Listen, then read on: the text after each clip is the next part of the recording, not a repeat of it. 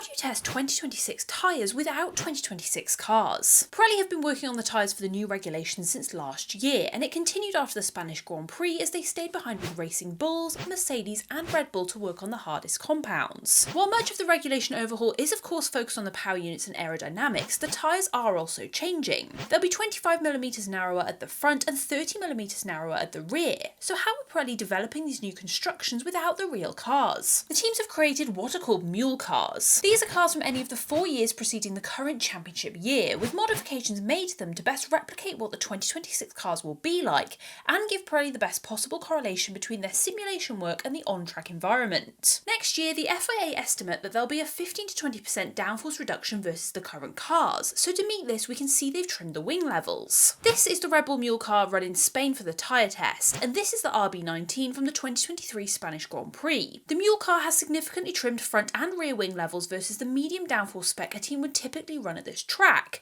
so much so that they're more Monza-like. Even with the lower downforce, they weren't too far from last weekend's Spanish GP times. Kimi Antonelli was quickest over the 2 days with the 1:14.9, which is around a second slower than FP1 and a second quicker than the fastest lap of the race. Of course, we can't read into these times too much, but they do point to these mule cars being a solid base for Pirelli to work from.